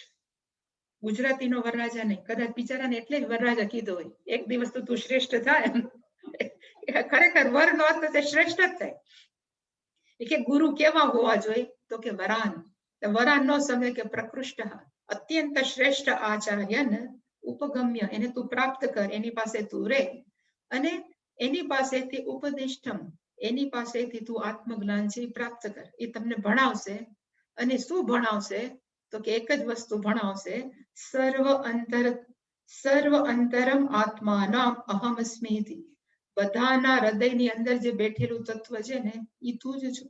તું સર્વવ્યાપક છો. તારી અંદર કોઈ પણ પ્રકારનો કહેવાય ને ડિફેક્ટ નથી, દોષ નથી. ત્વમ પૂર્ણ. સૌથી ખરે વેદાંતનો છેલ્લો ઉપદેશ કયો છે? ત્વમ પૂર્ણ. તારી અંદર એક પણ જાતનો દોષ નથી. કારણ કે ચૈતન્ય તત્વ કેવું છે? નિર્દોષમ હિ સમમ બ્રહ્મ. ચૈતન્ય તત્વ છે, નિર્દોષ છે, સમમ છે. એની અંદર કાંઈ કહેવાય ને એકે પ્રોબ્લેમ નથી. અને એ તત્વ છે એ ક્યાં છે? તો કે બધા જ પ્રાણીઓની અંદર અંતરતમ તિષ્ઠતિ. એની અંદર બેઠેલું છે ને એ કોણ છે? તું પોતે જ. એવું તું નિબોધત, એવું તું સમજ. નિબોધતો છતાં યુ શુડ અન્ડરસ્ટેન્ડ. તારે સમજવું જોઈએ. અવગચ્છત, તારે એને જ્ઞાન પ્રાપ્ત કરવું જોઈએ. આ બધા જ લોટ છે. લોટનો થશે આજ્ઞાર્થ. You do this. આ તું આ કર, તું આ કર. અને જે માં છે ને એ છોકરાને કીધા કરે, ખબર? તું ભૂલતું નહીં હો, તું આ કરતું નહીં. એવી રીતે શંકરાચાર્ય કહે છે કે આ ખરેખર મંત્રો કેવા છે? તો કે માતૃવત. જેવી રીતે માં છે એ નાના છોકરાઓને ઠપકારીને પણ એમ કે તારે આ કરવું જોઈએ, એવી રીતે આ મંત્રો પણ શું કે છે? તો કે જીવાત્માઓને કીધા કરે છે કે ભાઈ તું કઈક કર, તું કઈક કર. એટલે લખ્યું કે નહીં ઉપેક્ષિત, નહીં ઉપેક્ષિતવ્યમ. આ બધું જે કહું છું એની ઉપેક્ષા નહીં કરતા. જાગ્રત, ઉત્તિષ્ઠ, પ્રાપ્ય, વરાન, નિબોધ, એની ઉપેક્ષા એનો અર્થ થાય શ્રુતિઓ લેખા કરે. આપણે શું કરવાની જરૂર? એવું એવી રીતે ઉપેક્ષા ના કરતા. ન ઉપેક્ષિતવ્યમિતિ. અને શ્રુતિ કેવી છે? તો કે શ્રુતિ અનુકંપયા, અત્યંત કરુણા માટે થઈ આહા બોલે છે. અને કેવી રીતે? તો કે માતૃવત. જેવી રીતે માં છે એના છોકરા માટે થઈને વારંવાર કીધા કરે, તું આ ન કર, તો તું આ ન કરતી. એવી રીતે શ્રુતિ પણ શું કરે છે? તો કે વારંવાર એમ કે તું જા આચાર્ય પાસે ભણ. તો આટલી બધી માથાકૂટ શું કામ શ્રુતિ કરે છે? કે આટલું બધું ભણવાનું કે શું કામ કરે છે? તો કે જે ભણવાનું છે ને એ અત્યંત સૂક્ષ્મ છે. અને માણસોને એનો ટપ્પો ન પડે એટલે વારંવાર કેવું પડે કે આ સૂક્ષ્મ જો, બી કેરફુલ. વળી પાછું ભાગી ન જાતો, થોડુંક બુદ્ધિને ચોખ્ખી કર, જરાક અંતઃકરણને શુદ્ધ કર તો સમજાશે. એટલે એને જવાબ આપે છે અતિ સૂક્ષ્મ બુદ્ધિ વિષયત્વાત જ્ઞેયસ્ય. જ્ઞેયસ્ય નો થતા જાણવા યોગ્ય જે અંતરાત્મા કે હું તત્વ છે એ કેવું છે? અતિ સૂક્ષ્મ બુદ્ધિ વિષય. અત્યંત સૂક્ષ્મ બુદ્ધિનો વિષય હોવાને કારણે એની અંદર જાગૃતિની બહુ જરૂર છે, સાવધાનીની બહુ જરૂર છે, કે સજાગતાની બહુ જરૂર છે. એટલે કીધું કે સૂક્ષ્મ બુદ્ધિ કેવા પ્રકારની છે? એટલે હવે જે ક્ષુરસ્ય ધારા એને સમજાવે છે.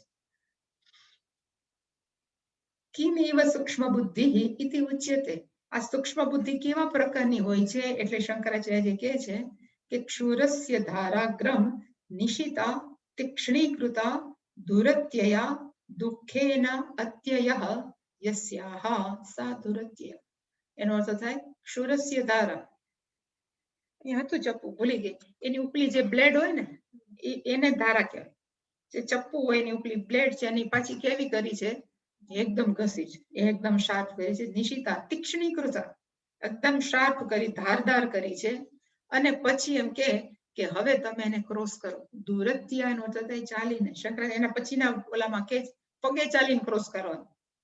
દુરત્યાનો અર્થ થાય દુઃખેન અત્યય, અત્યંત કષ્ટથી એને પસાર કરી શકાય. અત્યનો થતા વી કેન ક્રોસ ઇટ, આપણે પસાર કરી શકીએ. કેવી રીતે? તો દુઃખે ન, પગમાંથી લોહી નીકળતું એવું જ થાય.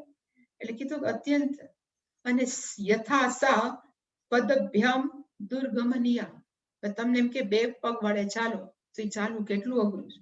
એવી જ રીતે આ પણ જ્ઞાન કેવું છે પ્રાપ્ત કરવું, તો કે અત્યંત દુર્ગમ, અત્યંત કઠણ છે. સાઉથ ની અંદર છે ને એવા અમુક હજી પણ સંપ્રદાય કેવું કહે છે કે જ્યારે દીક્ષા લેવાની હોય ત્યારે મંદિર સામે હોય, પછી વચ્ચે ગરમ કોલસા રાખ્યા હોય, ગરમ કોલસા, અને જ્યારે પેલું લે ત્યારે પહેરીને એ કોલસા ઉપરથી ચાલી અને ભગવાન પગે લાગવા જવાનું. એને કહેવાય દુરત્યા. ખરેખર પગમાં ફૂલ્લા પડે એમાં માએ જોઈએ છે કે એવું કરે, કરાવે છે. ગુરુ એની પાસે કરાવે કે હાલ હાલાના ઉપર ગરમ ઉપર એ ચાલે. જેને ખરેખર હોય એ ચાલે છે. દુરત્યા એને કહેવાય સાચું. એ કેવું છે તો કે તકલીફ વાળું. એવી જ રીતે આત્મજ્ઞાન હું છું એ પ્રાપ્ત કરવાનો માર્ગ કેવો છે, એટલે કીધું કે દુર્ગમ નો અર્થ થાય દુઃખ સંપાદ્યમ ઇતિ એતત પથઃ. આ આત્મજ્ઞાન પ્રાપ્ત કરવાનો માર્ગ કેવો છે? દુઃખેન સંપાદ્યમ, તકલીફથી પ્રાપ્ત થાય એવું. દુઃખ સંપાદ્યમ એટલે દુઃખેન. અને પથનો અર્થ શું થાય તો કે તત્વજ્ઞાન લક્ષણ માર્ગ. તત્વજ્ઞાન હું કોણ છું એ જાણવાનો માર્ગ છે એ કેવો છે તો કે દુઃખ સંપાદ્યમ. એવું બોલે છે કોણ તો કે કવયઃ મેધાવિનઃ વદંતી. ખરેખર આત્મજ્ઞાની, મેધાવીનો અર્થ ખરેખર આત્મજ્ઞાની. પણ હું એવું માનું છું કે કોઈક આત્મજ્ઞાનીને પૂછવા જાય કે તમને આમાં મજા છે કે છે, પૂજ્ય સ્વામીજી શું કે આ જગ્યાએ એવું તો કે મજા જ છે. કોઈ પણ મહાત્મા જે ખરેખર આત્મજ્ઞાન પ્રાપ્ત કરેલા હોય એમ કે બીજા બધા કરતા સૌથી આનંદ આમાં જ આવે, આ લાઈફસ્ટાઈલ જીવવામાં, કે આ જીવન શૈલીમાં. પણ અહીંયા એવું લખ્યું છે કે અઘરો છે, પણ ખરેખર જોવા અઘરો નથી જો આપણને પ્રામાણિક હોય. કારણ કે એની અંદર બધા ઓલા ઉઠે ને, મારે આ જોઈએ છે, પછી મનને શાંત કરવાનું, મન પાછું કે મારે આ કરવું છે એ શાંત કરવાનું. એ માણસોને કદાચ અઘરું લાગતું હોય, કાઢવું લાગતું હોય, પણ જો ભગવાનની દયા હોય, આપણો પુરુષાર્થ આત્મકૃપા જો બરાબર હોય અને ગુરુનું માર્ગદર્શન હોય તો પથ છે ને બહુ સુગમ છે.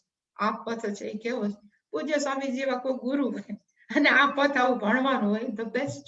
આનાથી વધારે સારું એક વસ્તુ ન હોઈ શકે.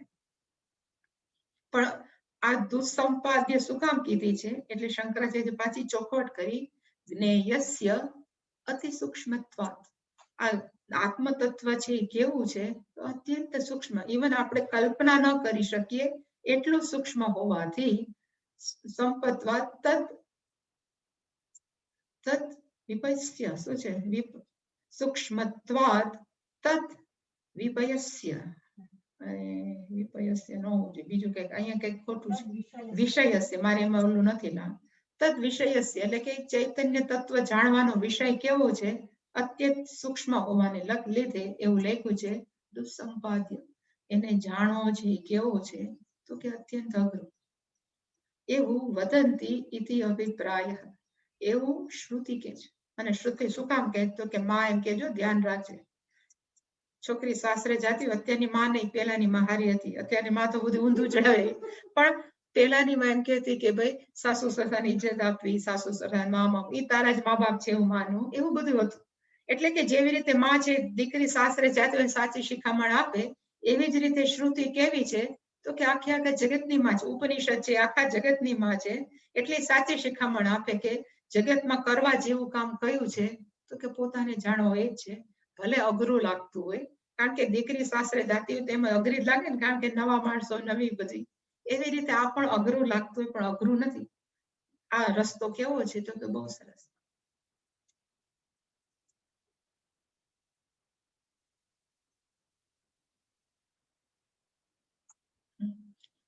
હવે એ ચૈતન્ય તત્વ કેટલું સૂક્ષ્મ છે એ જાણવા માટે થઈને શંકરાચાર્ય જે આમાં લખ્યું છે. પણ એ લખે એ પેલા તમારા માટે મેં પછી લખીને તૈયાર કર્યું. હું શું કરું, મારું તો ચાલુ નથી. એટલે આમાં જે લખ્યું છે એટલે આજે આપણે વાંચશું એની અંદર એવું છે કે આપણે એક પછી એક પાછું જવાનું. આમાં બધું રિવર્સ જ જવાનું છે. અને આને જ કહેવાય નેતિ નેતિ. માણસો એમ કે નહીં આ હું નથી, આ હું નથી. એટલે એમ કે સૌથી સ્થૂળ કયું તો કે પૃથ્વી છે. એનાથી ઓછી સ્થૂળ કઈ તો કે પાણી. એનાથી ઓછું સ્થૂળ કયું તો કે અગ્નિ તત્વ પંચમહાભૂતમાં, એનાથી ઓછું કયું તો કે વાયુ તત્વ, એનાથી ઓછું કયું તો કે આકાશ તત્વ. આકાશ તત્વ છે એ સૌથી ઓછું છે, કહેવાય ને સૌથી વ્યાપક છે, પણ એનું પણ કારણ કયું તો કે ચૈતન્ય તત્વ. તો એ કેટલું સૂક્ષ્મ હશે, જો આકાશને પણ આપણે ગ્રાસ કે પકડી ન શકતા હોય તો એને જે સ્ટાઇલથી લઈ ગયા છે એ મેં અહીંયા લખી છે. પછી આપણે વાંચો એમ થાય કે આટલું બધું શું લખ્યું, પણ એમાં કઈ લખ્યું નથી, તમારા હાથમાં નથી, પણ મેં વાંચ્યું છે એટલે ખબર. તમને બધાને એટલી તો ખબર હશે કે આકાશ ને બધા પોતાના એક એક ગુણ છે, શબ્દ સ્પર્શ રસ રૂપ રસગંધ. એટલે આમાં મેં લખ્યું છે, દેખાય છે ને, આ બાજુ છે આકાશ, વાયુ, અગ્નિ, આપહ એટલે કે જળ અને પૃથ્વી. આ પાંચ આ લેખાય કે પંચ મહાભૂત, જ્યાં બહુ કે છે શાસ્ત્ર પંચ મહાભૂત યા છે. હવે આકાશ અહીંયા લેખો છે, એનો પોતાનો ગુણ કયો તો કે એનો ગુણ થાય શબ્દ. પછી એના પછી છે વાયુ, તો વાયુનો ગુણ કયો તો કે સ્પર્શ. આપણને અડે ગરમ ઠંડો જે ખબર પડે, પણ એ વાયુનો પોતાનો તો સ્પર્શ છે, પણ શબ્દ છે ને મેળે નીચે આવી જાય, કારણ કે આકાશમાંથી જ વાયુ ઉત્પન્ન થયું છે. એટલે કે વાયુની અંદર આમ કહેવાય બે ગુણ છે, પોતાનો સ્પર્શ અને આકાશનો પાછો શબ્દ ગુણ આવ્યો. પછી વાયુમાંથી શું ઉત્પન્ન થયું તો કે જલ, પાણી એટલે અગ્નિ ઉત્પન્ન થયો. તો અગ્નિનો પોતાનો ગુણ કયો તો કે નરી આંખે દેખાય છે. પેલા બે છે ને આપણને નરી આંખે ન દેખાય, આકાશને આપણે ફાફા મારી દેખાય, એવી રીતે આપણને વાયુ તત્વ દેખાતું નથી. પેલું નજરે દેખાય એવું તત્વ કયું થયું પંચ મહાભૂતમાં તો કે અગ્નિ તત્વ. એટલે પેલા બધા અગ્નિની પૂજા કરતા, કારણ કે પેલું એને આકાર હતો. એટલે કે અગ્નિ તત્વનું કયું છે તો કે રૂપ, રૂપનો થાય આકાર, રૂપાળું ને અહીંયા એટલે કે આકાર. એટલે પોતાનો ગુણ છે એ રૂપ છે, પણ આકાશનો ગુણ અને વાયુનો ગુણ પાછો એની ભેગો જોડાઈ જાય. એટલે મેં આજે હાઇલાઇટ કર્યું છે પોતાનો છે, ને અહીંયા જે મેં આછું લખ્યું છે શબ્દ અને સ્પર્શ છે એ અગ્નિને ગમે કે ન ગમે એની પાસે આવી જ જાય. પછી અગ્નિમાંથી શું ઉત્પન્ન થયું તો કે પાણી. હવે પાણીનો પોતાનો ગુણ કયો તો કે રસ, જે રસમય છે પાણી, શીતળતા છે, એટલે પોતાનો રસ. પણ આગલા ત્રણ પાછા એને ચોટી જ ગયા, એને ગમે કે ન ગમે. એટલે કે અહીંયા પાછો શબ્દ, સ્પર્શ ને રૂપ અને પ્લસ રસ થયું. અને પૃથ્વીનો પોતાનો કયો ગુણ છે તો કે ગંધ, ગંધવતી પૃથ્વી. એટલે કે વરસાદનો પહેલો વરસાદ પડે ને તો પૃથ્વીની આપણે કઈ ગંધ આવી, જે સારા એને કહેવાય પૃથ્વીની ગંધ. આ બધી ગંધાઈ છે ને, વરસાદ આવે ને પહેલા વરસાદની જે ખુશ્બુ આવે ને માટીની, એ પૃથ્વીની ગંધ છે. એ ગંધ તો પૃથ્વીની છે ને, ઓલા ચાર આવીને ચોટી ગયા, શબ્દ, સ્પર્શ, રૂપ અને રસ. તો સૌથી વધારે સ્થૂળ કોણ થયું કે પૃથ્વી. અને આપણું શરીર બળી જાય તો કેમાં બળે છે તો કે પૃથ્વીમાં. એટલે કે પૃથ્વી અને શરીર બંને કેવા છે સૌથી વધારે સ્થૂળ. હવે એ સ્થૂળ શરીર કે પૃથ્વીમાંથી એક એક કરીને આપણને ક્યાં લઈ જશે તો કે વળી પાછું આકાશ સુધી. એટલે અહીંયા આમાં જે આપણે વાંચશું ને એની અંદર એવું છે, અહીંથી પૃથ્વી છે ને, પૃથ્વી કેમાં સમાઈ જાય તો કે પાણીમાં. એટલે આ બે ગુણ એમાં થયા. પાણી છે કેમાં સમાય તો કે અગ્નિ તત્વમાં. અગ્નિ છે પાછું કેમાં સમાય તો કે વાયુ તત્વમાં. વાયુ તત્વ છે કેમાં સમાય તો કે આકાશમાં. જેવું આ સમય એટલે પાછા આ ગુણો પાછા એકબીજામાં સમાતા જાય, એટલે છેલ્લે આકાશ. અને આકાશની અંદર બધા જ આ ચાર પોતાના ગુણ હતા એ બધા અંદર વિલીન થઈ ગયા. હવે આકાશ પોતે રહ્યું એ પછી કેમાં સમાશે તો કે ચૈતન્ય તત્વમાં. અને ચૈતન્ય તત્વ કોણ છે તો કે તું જ. એ અને એ પછી આવશે અશબ્દ, સ્પર્શમાં, રૂપ. પણ આવી રીતે અહીંયા લખ્યું છે. આનું જે હવે ભાષ્યમ છે, અને એ પદ્ધતિથી માણસોએ પોતાને સ્થૂળમાંથી સૂક્ષ્મની યાત્રા કરવી. કારણ કે સૂક્ષ્મત્વાદ અતિ દુર્ગમ પથ, એટલે કે પથ છે બહુ અઘરો છે. આને લીધે જ અઘરો કે છે કે માણસો છે સ્થૂળતાને જ મહત્વ આવે, સૂક્ષ્મતાને નથી આપતા. તો સ્થૂળથી સૂક્ષ્મની યાત્રા કેવી રીતે કરવી તો એક પછી એક તમે બધાનો લય કરતા જ. બાર છે તો આદિ ભૌતિક ની અંદર કઈ છે તો કે પૃથ્વી છે, અને આપણા શરીરની અંદર શું છે તો કે આ શરીર છે, એ અત્યંત સ્થૂળ છે. આપણી આ આંતરયાત્રા શક્ય છે સ્થૂળમાંથી સૂક્ષ્મ, એવી રીતે જઈ શકીએ. અને આમાંથી આ થઈ શકે. ને એક એક ગુણ જે પાછો ઓછો થતો જાય, અને છેલ્લે કેવું રહેશે તો કે નિર્ગુણ. એ ચૈતન્ય તત્વ કેવું છે તો કે નિર્ગુણ. આપણું શરીર છે ને સૌથી સ્થૂળ છે, એટલે આપણી અંદરની પાંચે પાંચ ગુણ છે, શબ્દ, સ્પર્શ, રૂપ, રસ. આ શરીરને આપણે અડી શકીએ, સ્પર્શ થઈ શકીએ. વાયુ બધાને છૂટે જ છે, એટલે કે વાયુ ગુણ છે. પંચ પ્રાણા એ વાયુ છે. શબ્દ અવાજો આવે છે અંદરથી, ઘણી વાર કે પેટમાં જો બુડબુડ બોલ્યું અવાજ આવે છે, શબ્દ. પછી શબ્દ, સ્પર્શ, રૂપ, આખો આકાર છે આપણા શરીરને, એટલે કે આકાર છે, રૂપ, રસ, અંદર ઘણું અંદર રસ ભર્યો છે. આપણે પછી સાયન્સની દ્રષ્ટિએ જોવા જાય તો બધા એન્ઝાઇમ છે, બધા જાત જાતના છે, એ બધું અંદર છે, રસ જ છે. અને આકાશ તો હોય જ. આકાશ એટલે કયો થયો? એટલે કે શબ્દ થયું, સ્પર્શ થયું, રૂપ થયું, રસ થયો અને ગંધ. એ પાંચે પાંચ ગુણ છે અને પંચ મહાભૂત છે. કે પૃથ્વી છે, પછી એનું કયું થયું તો કે પાણી છે આપણા શરીરમાં. એવું કે છે કે 90% પાણી છે, 10% જ આપણે છીએ. બીજું બધું જે નક્કર વસ્તુ છે 10% છે, પાણીથી જ આપણું શરીર છે. અગ્નિ તત્વ છે, ટેમ્પરેચર ડોક્ટર માપે કેટલું છે, તાવ છે કે તાવ નથી. નોર્મલ ટેમ્પરેચર કેટલું હોય તો કે 98.5. તાપ છે એટલે અગ્નિ છે. વાયુ તત્વ છે તો કે અંદર બધું લોહી ભ્રમણ કરે છે, એ વાયુ નો હોય તો ક્યાંથી ભ્રમણ કરે, એટલે કે વાયુ તત્વ પણ છે. આકાશ તત્વ છે. જો કોઈક ના પાડે તો સ્વામીજી કે અહીંયા ખાલી છે એવું કહેતા, પણ કે આકાશ તત્વ છે. કેમ છે તો કે બધી રુધિર વાહિની એટલે બધી બ્લડ વેસલ્સ ની અંદર લોહી ફરે છે. એ ક્યારે ફરે? ખાલી હોય તો જ ફરે. જામ હોય, બ્લોકેજ થાય તો ઓપરેશન કરાવવું પડે, એટલે કે એમાં ખાલી છે. એવી રીતે આપણું જઠર છે એ કેવું છે તો કે ખાલી છે, તો જ અંદર શરીર ફરે. આંતરડા કેવા છે તો કે ખાલી, પછી એમાં ખાવાનું નાખ્યું. એટલે કે પંચ મહાભૂત પણ આમાં છે, પંચ ગુણ પણ આમાં છે. એટલે કે પૃથ્વી પણ કેવી છે તો કે અત્યંત સ્થૂળ, અને આ પણ કેવું છે શરીર પણ અત્યંત સ્થૂળ. એ સ્થૂળ માંથી સૂક્ષ્મતાની યાત્રા, તદુર્ગમ, એ સૂક્ષ્મતા કેવી રીતે કરવાનું તો કે આમાં લખ્યું છે. આવી જોશું બીજું.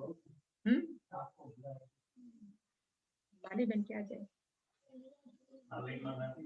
ઓમ પૂર્ણમદ પૂર્ણમિદં પૂર્ણાત પૂર્ણમુદચ્યતે પૂર્ણસ્ય પૂર્ણમાદાય પૂર્ણમેવાવશિષ્યતે. ઓમ શાંતિ શાંતિ શાંતિ. હરિ ઓમ શ્રી ગુરુભ્યો નમઃ. હરિ ઓમ.